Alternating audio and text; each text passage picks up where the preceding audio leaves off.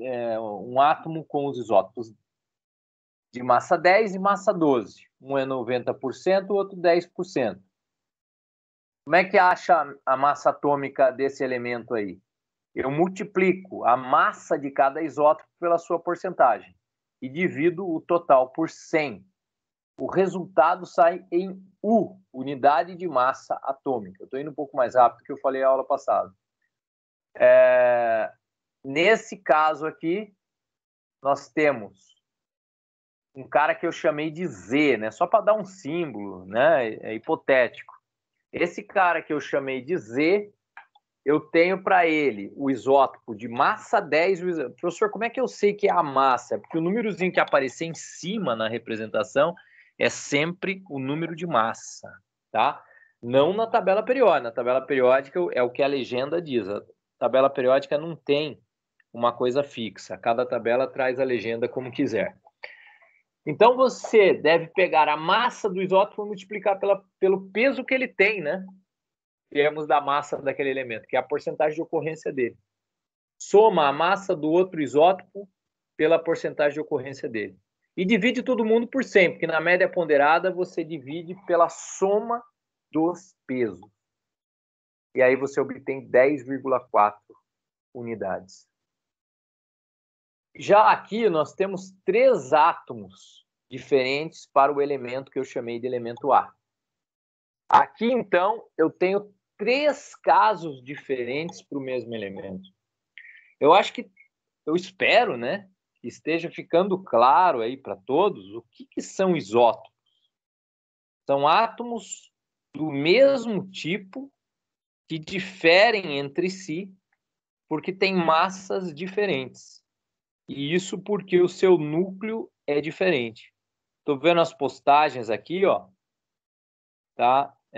Todo mundo que postou aí e tal, fez a conta certa. Fez um produto, né? O produto é o resultado da multiplicação. Então, a pessoa foi lá, multiplicou a massa do cara pela porcentagem de ocorrência dele. E depois dividiu por 100. Não tem muito segredo isso aqui, não tem muito o que assustar. Então, se vocês entenderam isso, é bem interessante. É dessa maneira mesma que faz com o enxofre. Só que o enxofre você pega 32, multiplica por 95, mais 33 por 0,80, mais 34 por 4,20 e divide todo mundo por 100. Faz primeiro a multiplicação, depois a divisão por 100. Uma última coisa sobre isso. Tudo bem, o cara, o número de massa dele é 10. O número de massa é a soma exatamente do número de prótons com o número de nêutrons, dá 10. A massa do próton é muito parecida com a massa do nêutron. Então, se você chamar a massa do próton de 1, a do nêutron é quase 1. Mas a questão é que não é exatamente 1. Então, se a gente fizer... Uma coisa é número de massa. Agora, vê se vocês pegam esse conceito. Uma coisa é o número de massa, que é um número inteiro. Mas quando você vai olhar num único átomo, lá no isótopo A10, a gente deve dizer que ele tem uma massa atômica dele, que vai dar 10,0001, por exemplo. Por quê? Porque é quando você pega o peso de cada próton e soma com o peso de cada nêutron. Como, por definição, o peso desses caras é 1, praticamente, 1, alguma coisa, então é por isso que, às vezes, a gente vai falar da massa de um átomo, a gente dá um número de massa, mas vê se você entende, número de massa é um número inteiro exato, que corresponde à soma das quantidades de prótons e nêutrons. Porém, isso tem um valor de massa mesmo, que vai ser um valorzinho quebrado. E vai ser praticamente 10, mas vai ser 10,0001. E da onde vem isso? É quando você pensa, uma coisa é número de massa.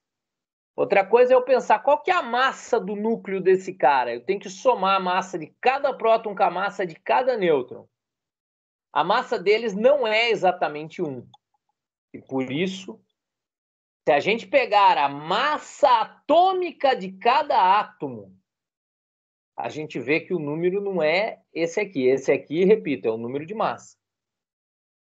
Mas o cálculo mais correto teria que levar em conta a massa de cada átomo. Tem a massa atômica de cada isótopo e a massa atômica do elemento, que é a média ponderada. Uma vez caiu no vestibular da UFSCar isso aqui. Porque, historicamente, nós pegamos o número de massa para enfiar no cálculo e resolver.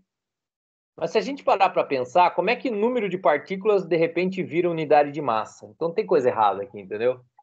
Se você quer que o seu cálculo final dê massa, então trabalhe com massas. Senão o seu resultado final vai dizer número de partículas. Quando nós escrevemos 11.2 da maneira que fazemos o cálculo, nós chegamos no número médio de partículas, na verdade. Por que eu falei isso com vocês? Porque eu vi espaço.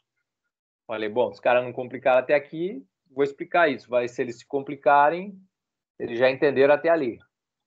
Porque eu nunca expliquei isso daí, na verdade, para primeiro ano. Como vocês têm essa diferença, né? Vocês já têm a maturidade um pouco maior e foram ver isso no segundo ano, é a primeira vez que eu vi um espaço aí para explicar isso aqui. Se você entendeu como obter a massa pegando os valores que vêm prontos lá em cima, já está ótimo, tá? O que eu expliquei agora é apenas puxadinho dessa matéria, que um dia na sua faculdade alguém pode questionar. Falei isso com todo medo de vocês de repente falarem, professor, ficou complicado. Os comentários aqui.